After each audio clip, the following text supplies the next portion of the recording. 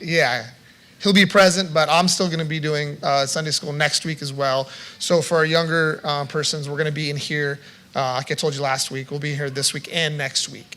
So we will see him. And obviously we'll have time to talk about it when we come together for service time. But of course, just keep him in your prayers. That's a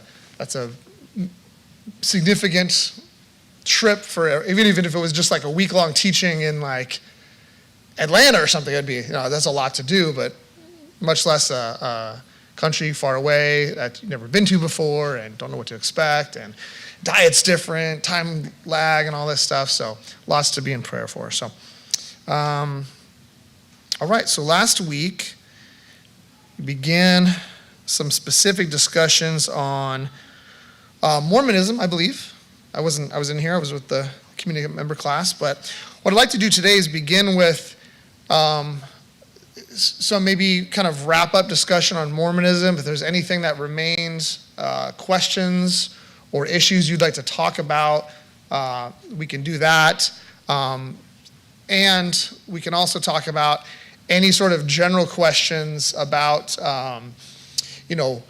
just our subject right now, cults, and anything specific you'd like to ask about that. So I'll just kind of open it up for a little bit. Questions either generally about cults, or anything that came up last week, or something you thought about this week as you were thinking about Mormonism in particular.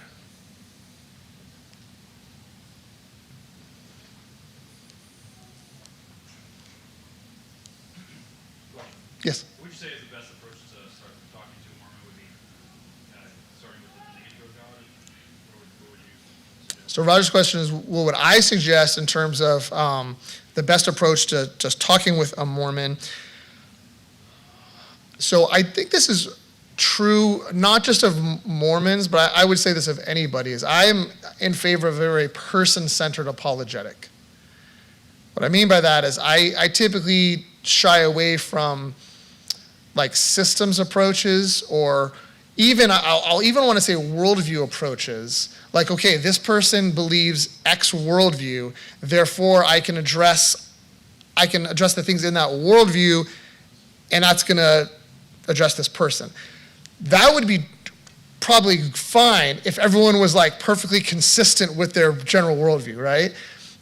Of course, we know that that's not the case, right? Even within Christianity, you meet Christians who will have these kind of aberrant beliefs, and you're like, whoa, wait a second. So I think it's a little bit frustrating and sometimes time wasting when you do that with someone from another worldview. However, I think that it's not bad to have a general understanding of what this person probably believes, right? So have a general understanding of, let's say, Mormonism, and then you get specific with that person. Hey, what do you think? Instead of saying, well, Mormonism believes this, and here's why you're wrong, because then they can always come back with I don't believe that. And that's what I mean by just kind of time wasting. So what I say instead is address the person, ask them, what they believe, what they think about a certain subject. And in that case, yeah, then maybe the nature of God is a good place to start, right? We teach and we encourage presuppositional approaches to thinking about issues. And so instead of starting with, let's call it the South Park approach to critiquing Mormonism, right? And you kind of make fun of it, and like, really? He had magic glasses and like that okay, that's like low-hanging fruit. That's easy to, it's like when people try to critique Islam by saying, Muhammad married a 10-year-old, it's like, okay. I mean, let's just say that's true. What does that mean about Islam? I don't know. I mean, not a lot. I mean, you could say it means something about Muhammad, right? Maybe you don't like him as much or something. But then you get into this whole thing like, well, at the time and in that culture, and now you're talking about very down the road kind of things, which you probably don't even need to really get to with anybody. So subjectively, talk to the person. Objectively, deal with the most basic issues. Yeah, well, I shy away from the term relational apologetic, right? Because that has a certain connotation, right? Or I just like, I'll help you carry your groceries and I mow your lawn and then you become a Christian, right? And there's nothing wrong with that. That's a good thing to do. We should help people. We should have that kind of life that draws people in. I'm not saying against that. I'm saying that alone, I would think would be a poor reason to convert to a religion, right? Because if that's the case, then, you have a tough time competing with the Mormons, because they're really nice and they do all sorts of stuff for you. And, if you don't believe me, just go out, move out to Mesa and just see what it's like, People are very nice. You break down, someone will come and help you with your car. And that's just a bad reason to convert to a religion. So person-centered, I like that statement. Okay. Do we address that? Okay, good. Okay. What else? Anything lingering about Mormonism you want to talk about? Because I think that if there was one you probably are most likely to encounter, it'll be Mormon. More so than any of the other groups we talk about. Partly because we live in Arizona, and it's got a huge Mormon population here. So, yeah. I don't know, it's a question, but a challenge with a lot of these groups, Mormons in particular, is not just the ideas and the worldview you're dealing with, but how entangled they are with their families and their Yes. community and everything else. That is oftentimes an obstacle. Any thoughts on navigating that? Yeah, so it's a good point. So what Will's bringing up is the dynamics of a conversion experience. It's not just the X's and O's of the truth statements, right? Now that we would hope would be the most driving force, right? That if you believe something to be true and its significant ramifications, then everything else would just have to go by the wayside. And I think that is true. And I think someone would probably say, yes, I would agree with that. But then the reality of it is like, man, when you're facing the possibility of your family disowning you and not talking to you or potentially trying to kill you, right? I met a Muslim guy in England who had to flee from his family because he converted, and his family was trying to have him murdered. What I've mentioned before, there was a gal I used to work with at Scottsdale Bible Church who was Jewish, and she converted to Christianity. Her and her husband and her family had a funeral for her. And I'm not even saying oh, you're dead to me. An actual funeral, as if she had died. So you imagine that, right? That's really talk about familial pressures and stuff to hold to a certain worldview. I think that you guys can tell me what you think, but I think just being number one sensitive to that and understand that that's a reality for people, right? So they might be, you don't know what's going on in their head. They might be thinking, you might have already convinced them. When I say you convince them, you know what I mean, through the work of the Holy Spirit, right? But they're thinking about this other stuff right now. And so the resistance and the things that they're kind of hesitating on, it's not always a cognitive thing, I guess, is maybe the main takeaway from your point, right? And I think just being sensitive to that and helping them work through that and understanding what that would mean for you. You think about your own worldview. What if you were convinced of something else? And think about how hard it would be to change, given all the, connections and your husband, your wife, and kids and parents. I don't know if anyone has anything they want to add to that. I don't think the apologetic really changes. I don't think the arguments are going to change at all. Maybe it's just kind of being patient and sensitive as the Holy Spirit works and walks someone through that. It does happen. And I know I might give you two examples, but those are kind of extreme examples, but there's other ones that are less extreme that happen all the time. Still hard, though. Becky came from a non-Christian home. Raised in atheistic-ish home, right? Only one in her family that came to faith. What else?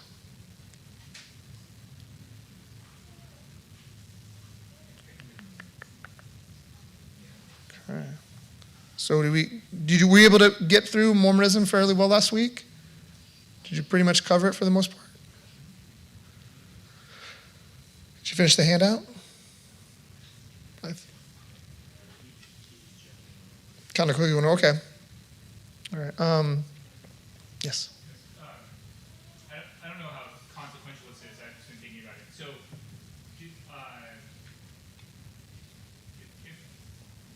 to Mormonism as a cult, is that because it's some sort of aberration of Christianity, or at least it sort of uses or relies on Christian scriptures and terminology? I guess the reason I'm asking is I sort of wonder, at what point does cult also indicate size, right? So like, Islam's not really a cult, Right. but there's some sort of, monotheistic language and belief system. So like I said, it's not that the breakdown matters a whole lot. It's just kind of, Yeah. No, that's a good point. I think those are good things to work through, particularly when those terms get thrown around. And I was thinking about this morning, actually. It's like, nobody wants to be in a cult. yeah, you just get big enough, you outgrow it. Yeah, like that's just the thing, is that you just, if you ask anybody, like even someone who's like in a cult, you say like, do you believe in cults? They'll say, oh yeah, of course there's cults. We're just not it. We just have the actual true prophet among us, right? Like, so it's not that they reject the existence of cults, they just don't think that they are one of them. They're the actual correct one. And so, yeah, it is, I think, and I think I mentioned this the first week we met, which is that we have a certain context under which we're talking about cults, which is largely a aberrant Christian movement, meaning it's something that's coming out of a broad or Christian worldview. So you saw this with Mormonism, right, coming out of New York. I think, I'm trying to think, Jehovah's Witnesses, I don't think it's New York, but it's like a similar northeast area, but certainly coming out of a Christian, a broadly Christian worldview. And there's some others. Seventh-day Adventists also came out of New York. So like the kind of what they call the burned over district of all these revivals coming through after the Second Great Awakening. And then you just have a lot of religious fervor and a lot of questions about which group is right, which one do I join. And you saw that probably last week when we talked about Joseph Smith and his early supposed visions or meeting with God. Which group should I join? Don't join any of them. They're all kind of apostate. So there's that sense in which we talk about cults. And that's probably our primary focus in this series, is that definition of cult.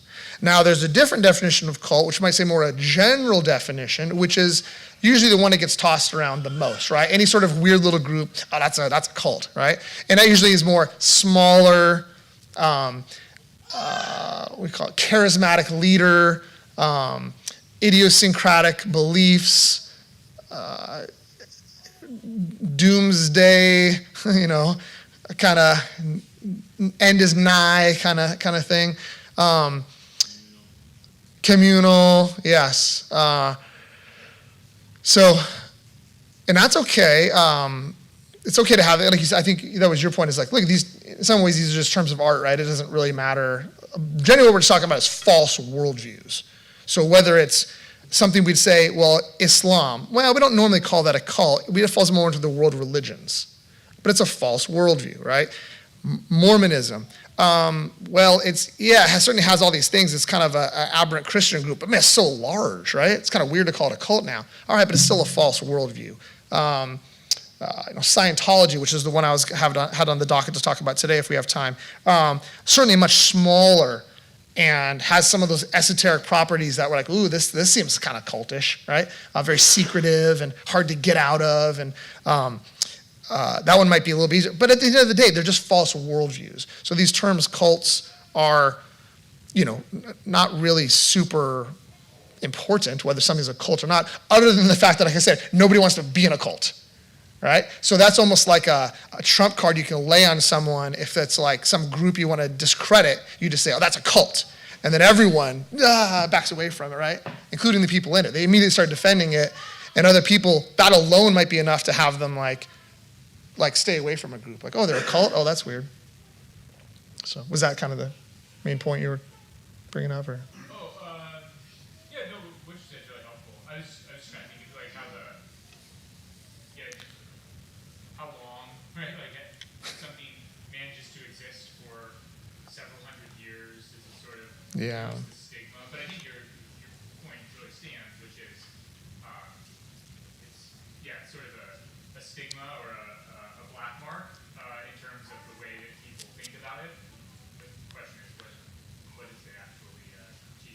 Yeah, you got to be careful too with the phrase cult, because that can be used as kind of an ad hominem. It's just a substitute for an actual attack on a view. You can say, "Oh, don't get involved in that. That's a cult." And some people be like, "Oh, okay, cool, thank you." It's like, wait a minute, you just take my word for it? Like, I didn't even tell you what was wrong with it. I just called it a name, and all of a sudden you're running from it. And I think it's also, some of this is helpful in our own, context, right? The background of most of the people here, and was a certain group, a cult that you were a part of, or you came out of. In a strictest sense, no. I mean, if you hold essential Christian doctrine, you're not in the historical sense a cult. You might say you have in this other type of definition. Well, that's what I mean when I say it's a cult. I say, well, okay, well that's fine. Okay, Matt. So, 2 questions. 1, you better be a leader or a follower. Oh man, you know the answer to that. It's more lucrative. But the other question is, we talked about Joseph Smith, but what does Brigham Young contribute to Mormonism? What was Brigham Young? What does he contribute to the Mormon movement? School. He donated a school. A whole lot. No. He was the one that brought them to Utah after Joseph Smith died. And so that's how they ended up. And then he became the successor to Joseph Smith. So. Actually, Matt and I were talking about this a little bit yesterday about what is the relationship between like the Book of Mormon and then the Bible proper.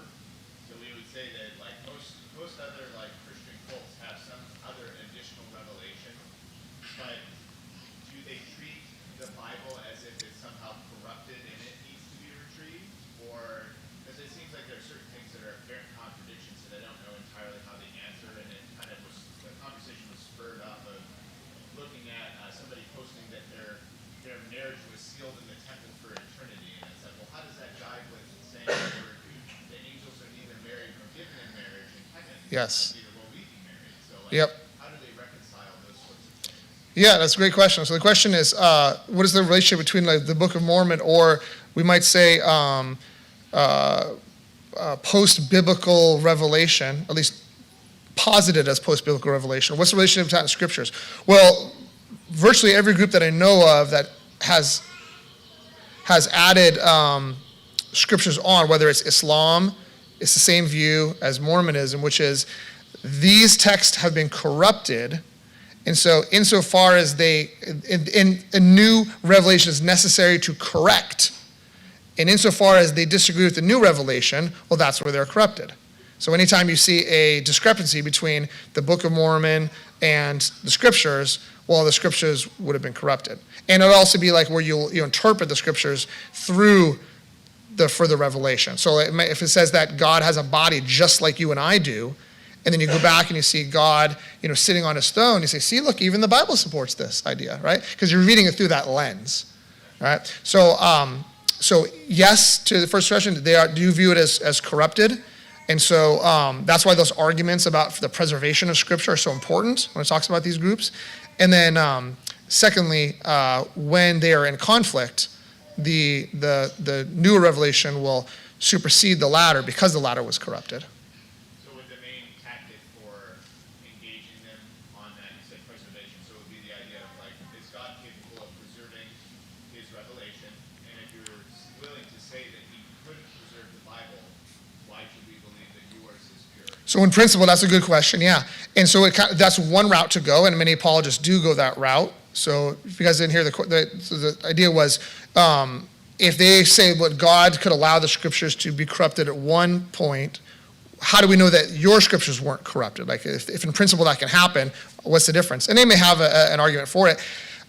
I think that's not necessarily a bad thing to talk about, but I think getting back to what Roger mentioned is there's even more basic things where if this new revelation affirms something that we already know is false, like God has a body, like God is physical, but we know from general revelation that matter's not eternal, then that revelation cannot be true. We don't even have to get into the muck and mire of the translation and the copies and all this stuff like that, because it just in principle we can be dismissed. And that's what those in the Q Naked member class, we talk about this a lot, where we say just having reason in place in thinking presuppositionally is going to allow you to save a ton of time in your apologetics. So use the analogy of a tree, and imagine like a tree is all the various false worldviews, right? But at the base, there's only like maybe like, I want to say one trunk, but let's say two big trunks, right? All is matter, and matter's eternal. All is spirit, and spirit's eternal. Now you could cut that tree down one leaf and one branch at a time, right? It would take forever, right? It'd take a long time at least. Or you can just chop it off at the base, right? If they reject, or if they say something like, well, I have this new revelation, and in this new revelation, I worship the square circle, right? You just stop right there. You don't even go any further. And you can say, wait a minute, square circles are impossible. This affirms square circles, therefore it's false. So I think that whenever possible, that is a better route. I think, yeah. Interestingly, yeah, just outside of there's a guy I met out in the woods. Whoa, wait a minute. His wife left Mormonism together, and the question he picked this pebble issue was a quote about knowledge being something that's not hidden or secret or next to you to ask questions. Mm, And it's not like just no escape thing. okay. So that was kind of cool. But Someone said that to him? no, he heard a quote about that. Oh, I see. Couldn't get that out of his mind. I see. And it worked on him and his wife, and they left. Okay. Floating, trying to figure out what happened. Yeah. But I was going to ask about the something I've been curious about all these groups, particularly the ones more explicitly claiming to have grown out of Christianity, is what are their views on, like, there's continuation of Scripture, but there's also continuation of the church. Like, has there been a believing group, according to your orthodoxy, from, is there a continuity through history? Yeah, that's a good question. I don't specifically know that about Mormonism. I think that I generally say no, that God told him that all the denominations are corrupted, and this is a new collection, therefore new prophecies needed. I think that's normally the MO of these groups, is that no, it's not like there's this group and let's just go join them and this is the true one, but rather they're all corrupt. We need to start anew, and that's why there's kind of a need for a prophet, a new revelation, someone to speak directly, because we've lost it somehow. We don't have it in the scriptures, we don't have it in a group. Even Jesus' apparent work in the Americas didn't have an effect that lasted. Yeah. I mean, again, I don't 100% know, but I would suspect it would be something like that, because I don't know what group they would point to and say, yeah, that was the group, and we tried to join up with them, but they wouldn't have us, and this, yeah. And I think it's interesting, getting back to what you said earlier about the different reasons people are a part of a group. I know, or I have known, higher level, if you will, people in particular in the Mormon Church, who've, if you ask them privately, he would say, no, I don't believe this stuff. I say, well, why are you here? Why you say, well, it's just, it's just a place to raise my family, and got a lot of friends here and work associates and things like that. And so a lot of that time it's operating too, where it's the reason someone might be a part of a group has next to nothing to do with their beliefs, which is because that just tells me this person doesn't care that much about their worldview. They may be, we have the kind of the fool and the simpleton. They might be more the simpleton. They're just like, whatever, I don't know, I'm just like a social club, and I don't care that much about it. So that person you might have to address differently than someone who's more like, no, this is the truth, and I'm gonna engage with you and debate about it and stuff like that. Yeah. Kind of on the heels of a couple of these things, but with somebody that is in tune with the Mormon doctrines, would they say that there's basically not been a church since the apostles? I think that's what Will was asking. So it hasn't existed until Joseph Smith came along and brought the Square Church? I mean, there might be a specific view somewhere that addresses this. I don't know what it is off the top of my head. I mean, there might obviously there's going to be some point at which they're going to say after Jesus, right? Like, sometime within that in 1820 or whatever, there's going to have to be some point at which there was no more true church, right? And when exactly that was, I don't know what they would say. Or when and if there was a time where there was no true church of God in the Americas or in the world? That'd be an interesting question. Two things. One is, my suspicion is that, but at the time of Joseph Smith, there wasn't one, because that was the whole thing, is he had to establish a new one. But I'd also say, and this is something you're going to have to get comfortable with when you deal with cultic groups or other world religions, is they're, number one, as a whole, the group might not be as systematically organized as you would like. Like, what's your view on this? And they're going to I don't know, it's just kind of not really like a view. It's like they're not, very few, I don't know if anyone has the historical theology that Christianity has. I mean, Islam might be the closest, but even that, it's a little different. Well, it's a lot different, actually. And then, individually, a person you're talking to may be very ignorant of even the views that are, quote unquote, established. So that's why I said the person-centered apologetic, I think, is going to be the way to go with anybody, but especially with someone who's coming from a group that you think that you know a lot about. Because, man, like I said, I've just seen so many people run into that. I don't believe that. That's not what I believe. That's not what we think. And to which is not bad, because then I'd say, great, awesome. You don't believe that we can become gods? Beautiful. Neither do I. Let's just set that aside then, and let's move on, right? Because if they say they don't believe it, why spend time arguing about it? So there's another facet of that would be, can they say that there was a church apart from having this new revelation? Because it seems like nobody in history then had the complete set of revelation that was needed. Well, I think so, because we can say that as Christians too. Revelation wasn't complete until the end of the canon, but there was still a true church before that. So I guess that would be consistent in that sense. Yeah. I think one clue to this, answering this question, might be I've encountered some Mormons, not most of them, but who are aware of some of the historic creeds and confessions and critical of them, like they're critical of Nicaea or like the idea of the Trinity in particular. Yeah.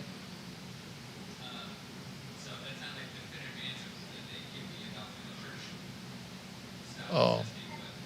But, Yeah. some are more aware of those things as threatening to Mormonism. So just Yeah.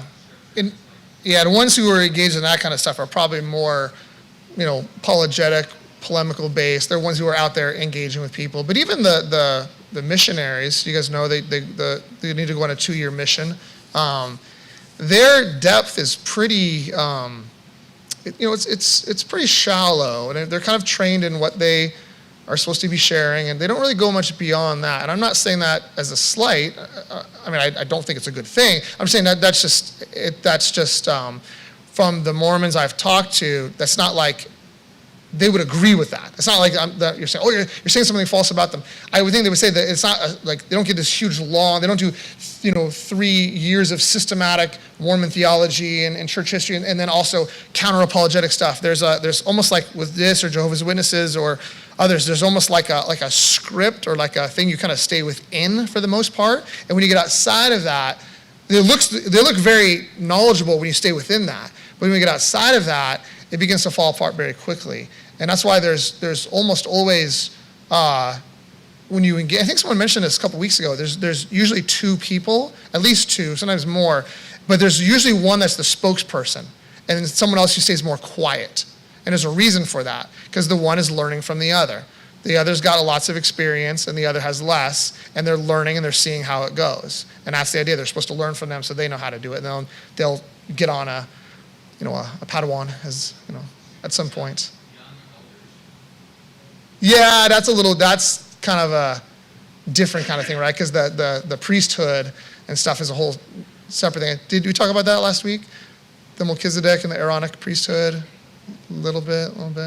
Okay, that's a whole separate, that would take a while to talk about.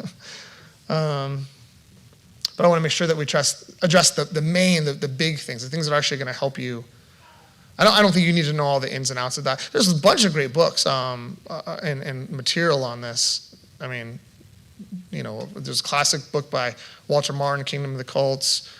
James White has done, if you want something involved with like Roman Catholic or Mormon apologetics, James White's a really good source. He spent like 20, 30 years engaged in both those groups. Islam too.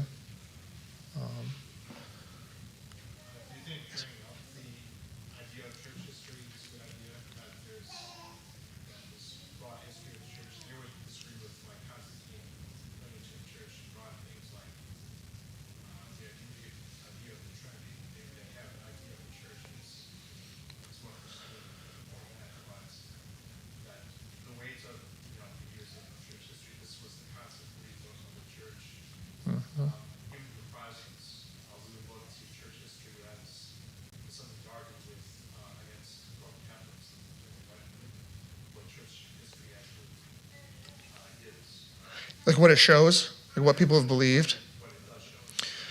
Yeah. Yeah, James White does a lot of that too when he debates on issues with Roman Catholics. And I think that, I would never say like, if that's a big sticking point for someone, then I would be fine talking with them about it. Because I want to remove whatever is really an issue for this particular person. But I wouldn't preemptively bring something up that I didn't think was really like relevant to this person at the moment. Maybe later, it'd be good for us to learn all these things, but I don't generally like to introduce something that someone is not currently struggling with, because I feel like that kind of muddies the waters a bit. It just kind of depends on, what this person's struggle is. But it might be that. I mean, it could be that that's the thing that they need to, someone wants to go to a Roman Catholic church because they like the idea of being a part of a church that's historic and has gone back to Jesus. And you can tell that's really appealing to them. And they feel that connection. And then maybe you need to, with that person, you need to say, wait a second, let's see if that's actually, I agree. I want to be a part of the church that Jesus started too. So let's kind of look and see. But even then I would say, maybe for me more so than saying what have people done throughout history, and say, well, what did if Roman Catholicism teaches X and the scripture teaches non-X, then you know that can't be the one that was established here. So kind of again doing that kind of presuppositional approach to it. So, but I'm kind of eclectic when it comes to apologetics. So are you classical or evidential or presuppositional? I'm like, well, I'm kind of eclectic with a presuppositional base, right? Well, There's kind of a commonality between Catholicism and Mormonism. Is the lens they're looking through is backwards, not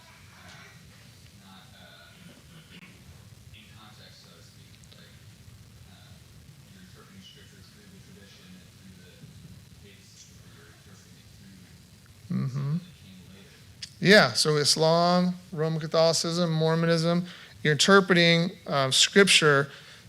They're all kind of maybe affirming that you need someone or something to help you understand this. And if you don't have that, that's when you go awry. And that's when you get all the different they all like to point out how there's all these different Protestant denominations, right? Because they just don't have a pope or the Quran or the Book of Mormon or a modern day prophet, head of the Mormon church, to tell them what it is.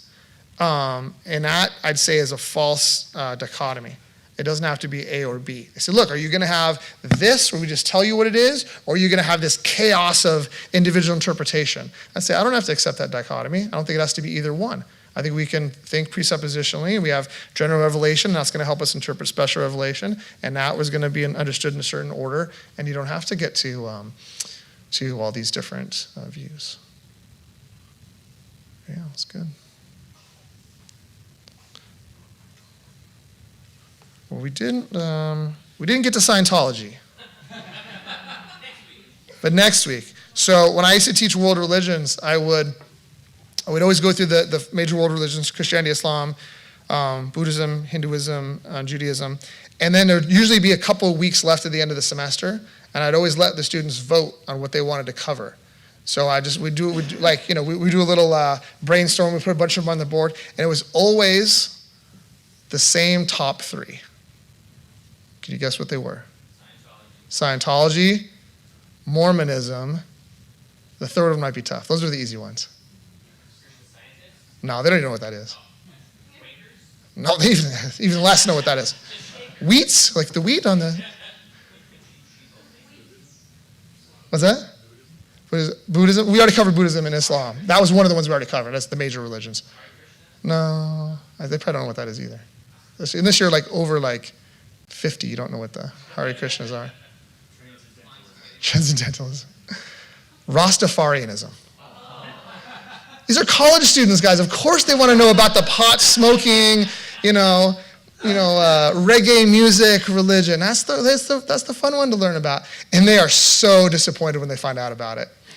It's like you just see their faces go, oh, really? That's what it is? And when they find out the history about it, and when they find out who Rastafari is, and you guys know who Rastafari is? Oh, yes, as a little teaser. There you go. To be continued.